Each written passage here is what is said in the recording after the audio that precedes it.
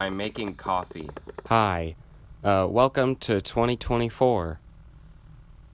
I'm stuck in a back room. Okay, so a few months ago, a friend of mine in school told me to watch this short film that I've quite literally never heard of before, called Portrait of God. It was made by a dude named Dylan Clark along with a small team of people, and for what it's worth, I found it pretty good, for what it was.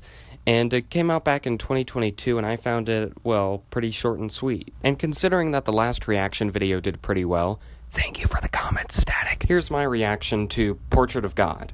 So, enjoy. Alright, let's do this.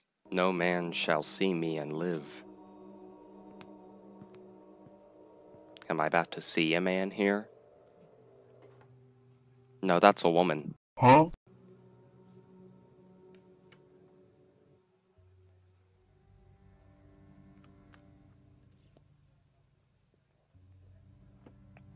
What does God look like? I'm going to show you a painting, or rather, a photograph of a painting. Just take a moment and stare at it. The painting I've chosen for this project is titled Portrait of God. While most viewers see nothing, some insist they see a person in the darkness, one that they can describe and draw out with consistent details. It's a man, or close to a man. Wrinkled, skinny. Really skinny. He looks skinny. He's smiling. He's grinning. He smiles down at us. Almost looks like the corners of his mouth got smudged. Well, he's wearing a mask. It's too wide. His eyes, He's looking down with eyes. His eyes are big. they're big. They've got this glint in them. Speckle of light in them. Honestly, it's unsettling. Of course it's frightening. That kind of power should be. I don't like looking at it. I don't like it. It's beautiful. I am beautiful, thank you.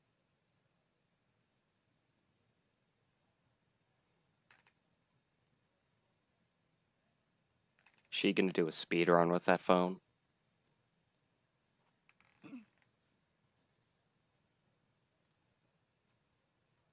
What does God look like? I'm going to show you a painting, or rather, a photograph of a painting. Just take a moment and stare at it. I'm going to show you a picture of an alternate. What do you see?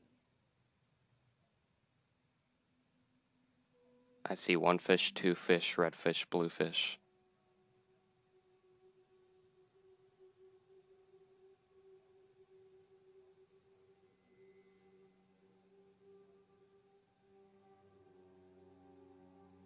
Oh my god, is that the rake? I'm gonna turn down my volume a little bit.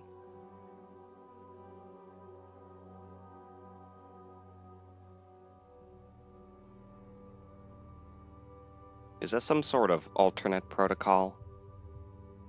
I'm sorry if I'm mentioning the Mandela catalog like more than once, because it's unrelated, but, you know, that's just the vibe that I'm getting from this. Oh no, that's fun. It's an old Looney Tunes trick just right behind the projector screen. I get it. Oh.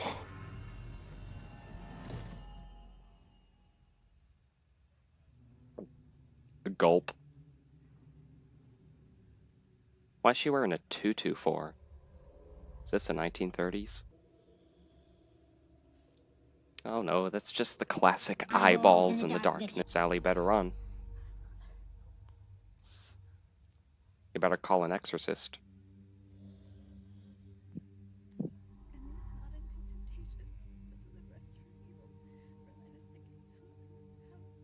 Oh my god.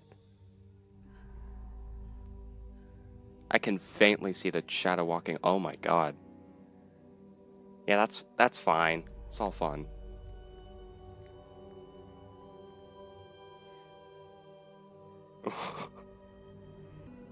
What kind of SCP is that?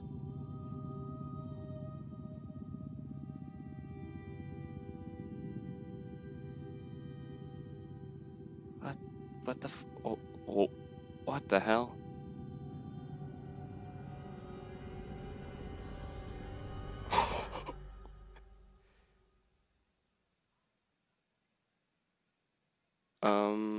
Okay. What the scallop?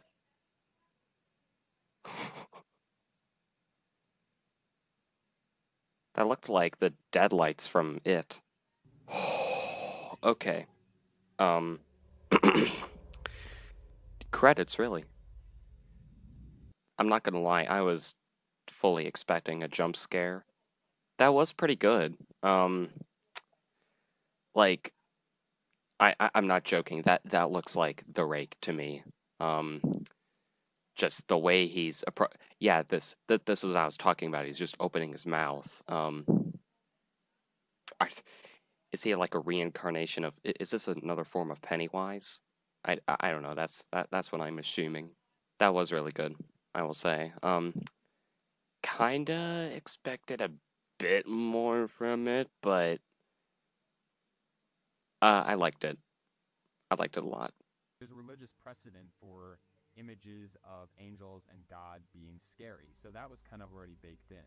But then, even more so with images, there's this idea in Islam that paintings and depictions of God and the Prophet are forbidden. So there was all this religious background that you could play with that I thought was really interesting.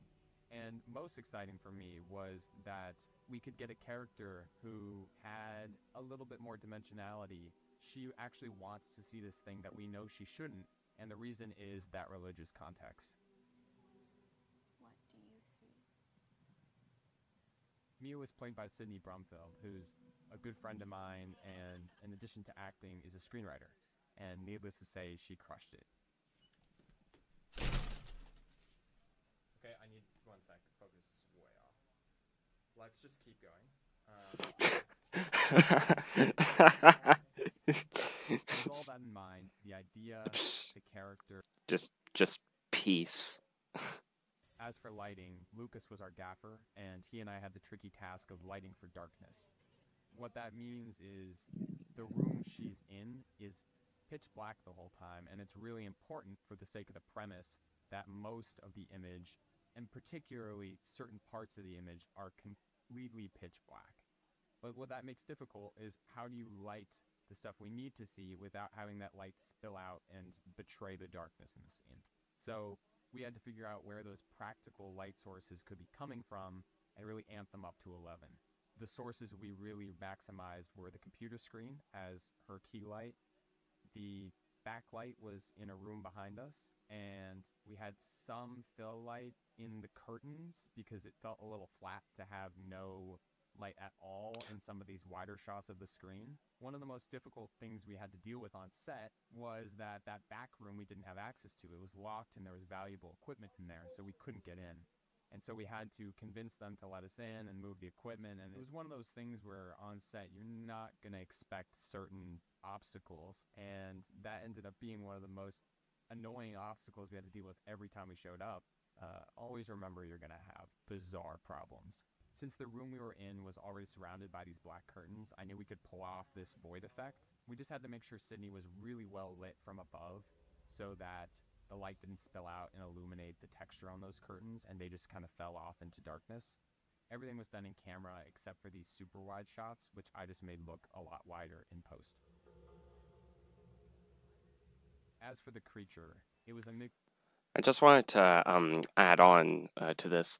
I'm kind of surprised. I don't know if he's going to mention it here, but I'm kind of shocked that or I don't know if shock's right. Yeah, shocked is the right word. I'm shocked to hear that green screen was not involved in this void effect here, because usually it would. I would think. I think Stranger Things has done something like this before. I'm not entirely sure. I might be wrong about that. The makeup actually looked. That hand is straight out of Barbarian. Without a shirt, in the mask, directing. In the mask. Oh my god. just this shot. Oh my god. Is that like one of the posters for Smile or okay, that's just the alien from VHS 2. It's just that he's actually happy this time. In Photoshop, I went ahead and slimmed down the physique, added glistening eyes, and created the look of the figure over the mask. For the head turning, I Whoa. turned my head and we tracked on all those photoshopped elements onto the face. The body was... I'm sorry, I hate to interrupt, but, is he on a bed? To pull off this opening mouth effect, I looked up, then looked down, and then I added the edges of the mouth and the darkness inside of it to kind of stitch everything together and make those two shots look like there were one mouth opening.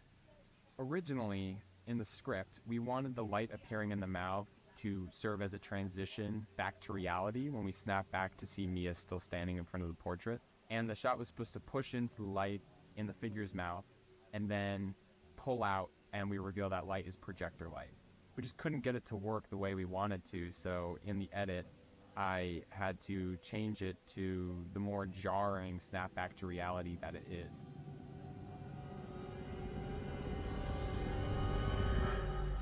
And I'm happy with the change ultimately. Yeah. I think it works really well, but it's one of the things we had to sacrifice, sadly. I originally wrote a more extensive backstory to the painting and the figure, and I really liked what we had, but it just didn't belong in a short film.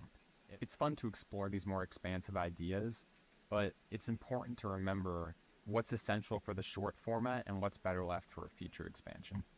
The first cut of the film was Yeah, and especially later on,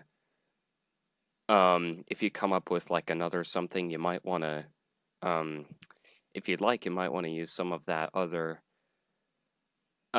religious imagery for something, you know, bigger that, yeah, that can't, like as you said, that can't really, work in a short 6-7 minute short film format. I do agree.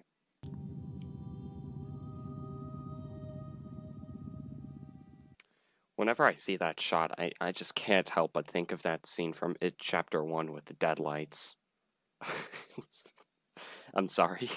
actually also make their own short films, some of which I've helped on. You can check out the links below to their stuff. Well, alright then. Honey, I'm home.